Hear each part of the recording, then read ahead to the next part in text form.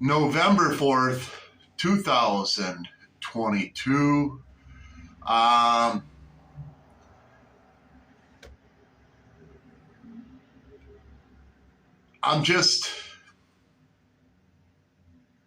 dumbfounded as I continue to struggle financially.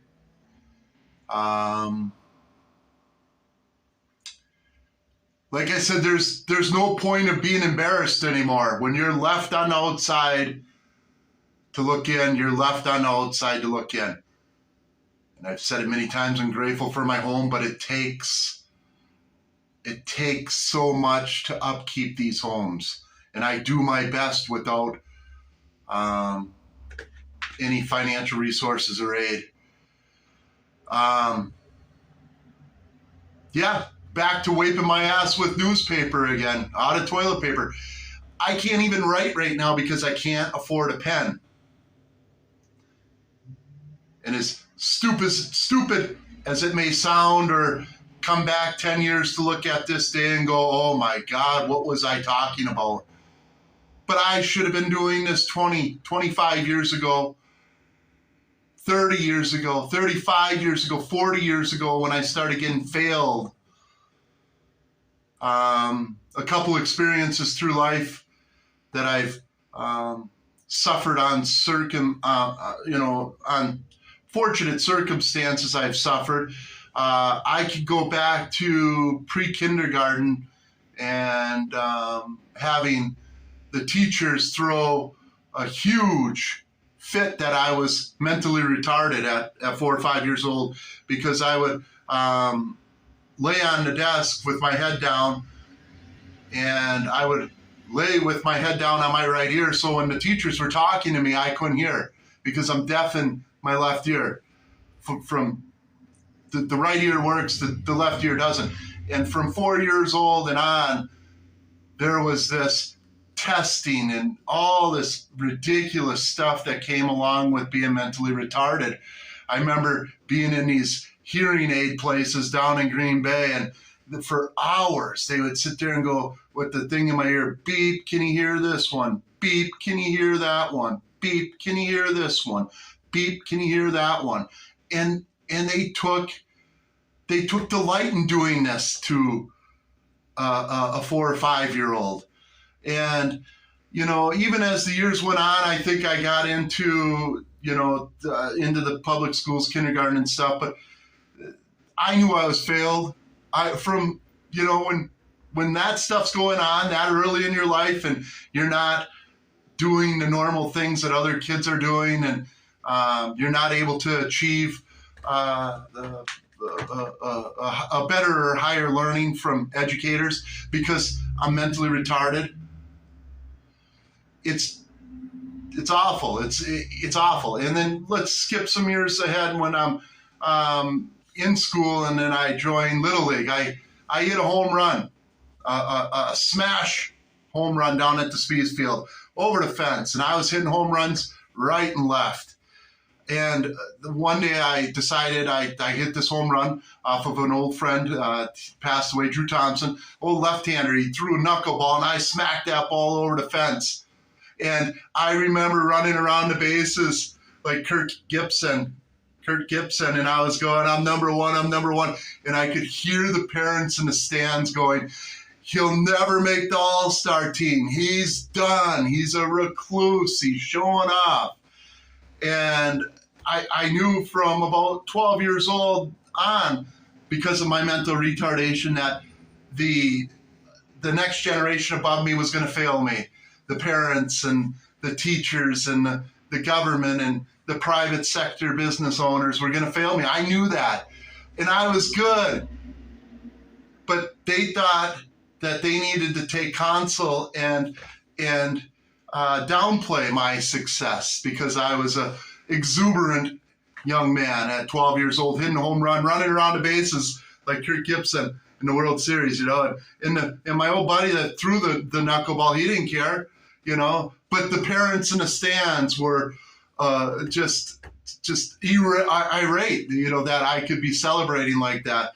And then let's go to this last story about my mental retardation and how I've been blacklisted, basically, but very well known in my community, but blacklisted from being able to achieve opportunity. Anytime I got close, or am I getting close to success, people back off. They don't want to help. And anytime I get near something really catastrophic bad, such as this, being 35 or 36 days now as of today behind on my rent, there's nobody. They're gone. They don't want to be around a person who's failing financially, even though I'm putting up. I'm putting up every day. I'm putting my work out there to show people what I'm doing and showing my success, and yet I'm being failed. And the last story is, now let's skip from 12 years old, Little League, where I was a home run champion there for a couple of years, to my senior year in high school, my last day of school, graduation. I'll never forget it. I was a horrible student. I couldn't figure out algebra, pre-algebra, math, any of that stuff. I couldn't understand what the teachers were teaching because of my mental retardation. And they already had me gift wrapped as fucking loser that will be at a lumber yard or at the shipyard or whatnot. And don't get me wrong, there's people that are at the lumber yards and shipyards are not losers, but that's how they portrayed me. My senior year graduation, I'm dressed up in my cap and gown. I'm walking into the high school, and I like I said, I don't claim to be the smartest or the most intelligent student ever to come out of Menominee High School, as I think I was close to last in GPA and everything. I didn't have interest in school. It was awful. They taught what they wanted to teach, and they failed who they wanted to fail and passed who they wanted to pass. But senior year, I'm at my graduation. I'll never forget the English literature teacher, Marilyn Packmeyer. She's still around the area, was chasing down the principal as I walked in for graduation in 1995 and was trying desperately to have me failed so that they could bring me back for another year of my 12th grade year. And I'll never forget it. The look on her face and the determination on her face as she was telling the principal, Ken Hofer, to fail me. And he knew better. He knew I did just enough to get through school, but that's how far people would go out on a limb to fail me. And I ended up graduating, embarrassed as all hell, because your graduation night, you're not supposed to be confronted by teachers trying to fail you and have you held behind for another year. Desperately, now I'm telling you this, they were, Paul Schneider was the assistant principal, and then Ken Hofer was the principal in the class of 1995, Menominee, Michigan. And this teacher, English literature teacher, whom I didn't even have for the last half of my 12th grade year for any classes, which was trying to fail me. So today, as patient or as I want to be, or enthusiastic as I want to be about the future, I know it's bleak. I know the things that I hope for here on earth, I'm not going to be able to achieve. I know the pattern. I've seen the lack of success, the lack of celebration, the lack of excitement for my work, my arts.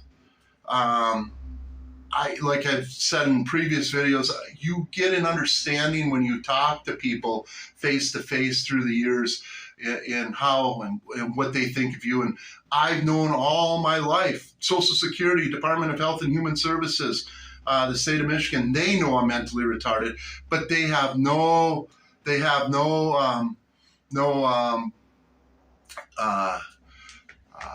reason to feel guilty about failing me as I continue to go without living without money.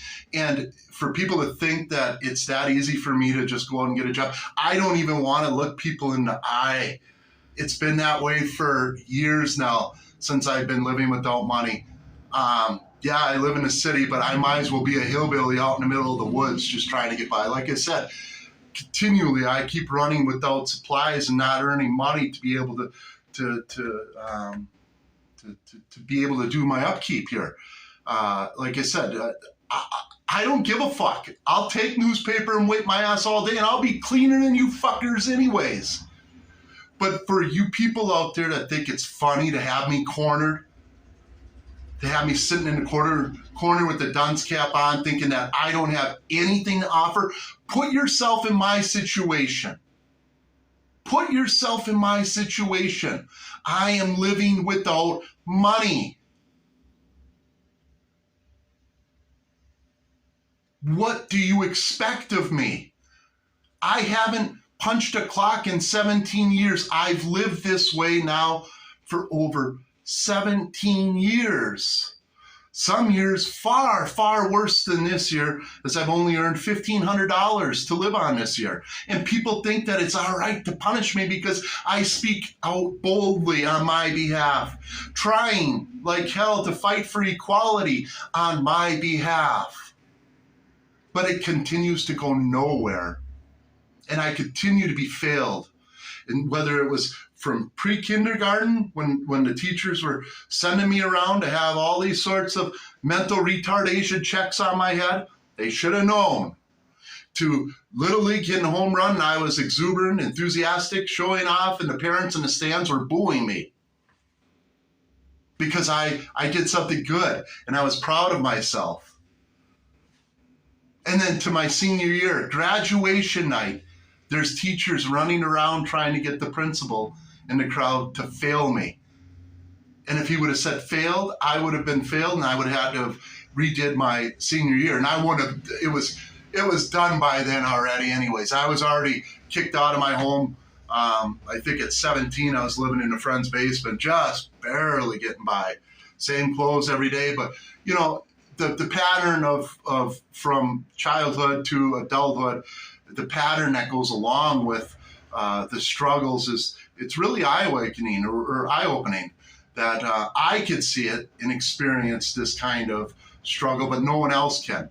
And the work that I'm doing isn't appreciated. And basically the pattern is all along in life.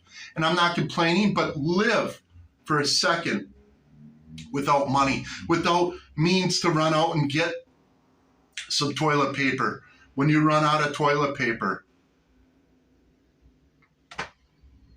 I don't know what I'm doing. What am I doing wrong? I'm advertising my work. I'm doing everything positive, but yet I can't get out of this rut.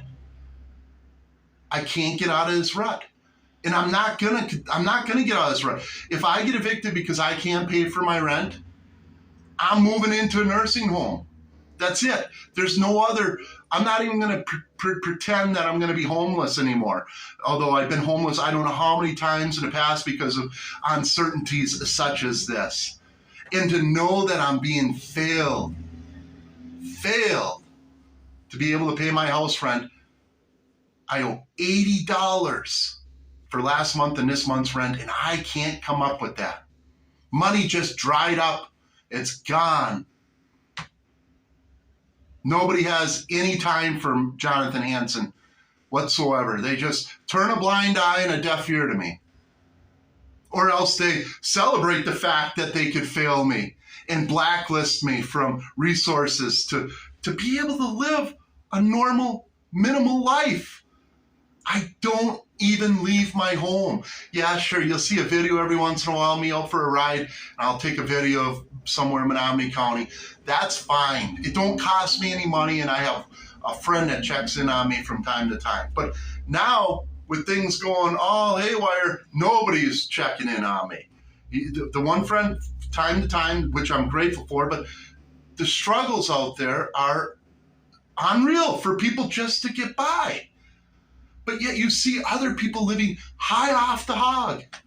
And I don't get it. I don't need to live high off the hog. I just need to be able to maintain, sustain what I have. And if that means maintaining and sustaining what I have and doing what I do every day for the next whether I die today or the next 25 years, that's it.